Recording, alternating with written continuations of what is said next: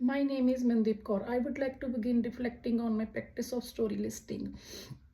After listening down in the kitchen from the Mission Songs project composed by Alma Gia, at the beginning of this song, I found happy and cheerful. But when I listened to the story, I could feel the helpless history of the children who live in dormitory and how the food was not sufficient for them.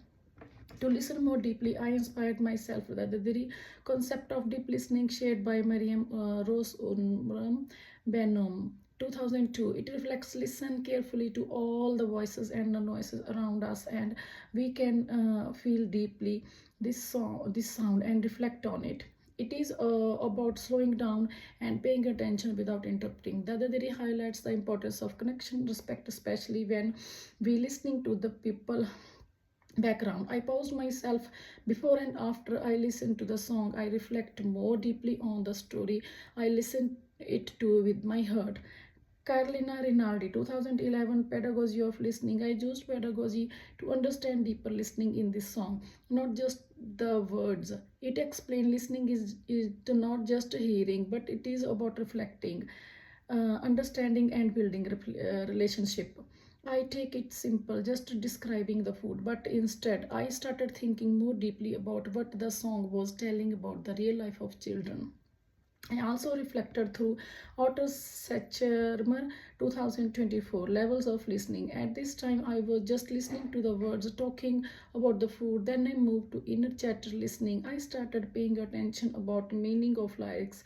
It was describing children who have a difficult lives where they did not get enough food. Next, I moved to empathic listening, where I felt tightness of my heart. I started thinking about children, how they might feel. Maybe they feel lonely and sad.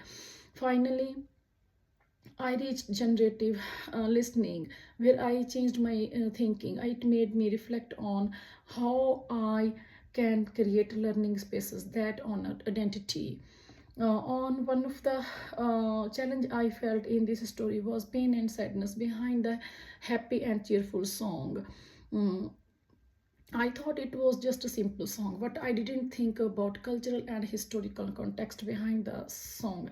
Another challenge I found is how government separate Aboriginal people from the families. When I continue listening to my own biases and assumption being challenged, I realized that sometimes I don't think about Aboriginal people's life experience.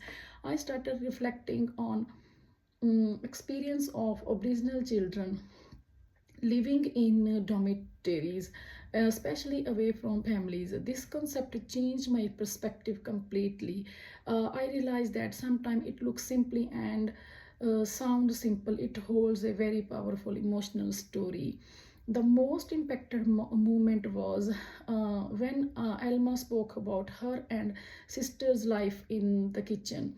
I felt sadness and empathy after listening to this song. It made me think about how children felt being away from families without food, and how they used this song to express their experience.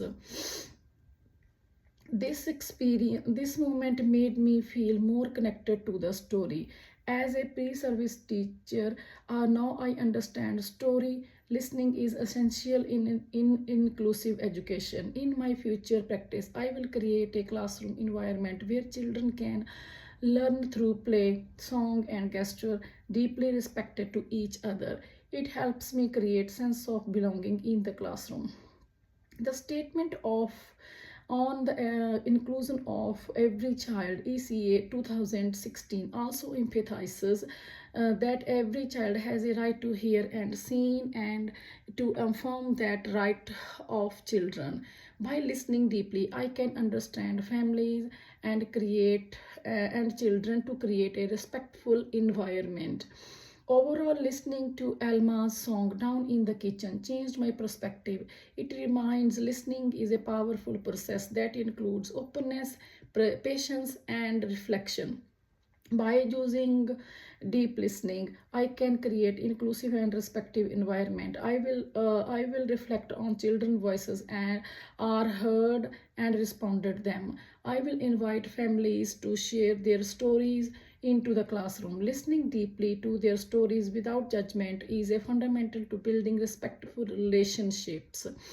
I will continue reflect on my biases and continue learning from others. This approach helped me to become an inclusive teacher because it helps me to build relationship and understand diverse perspective. Thank you.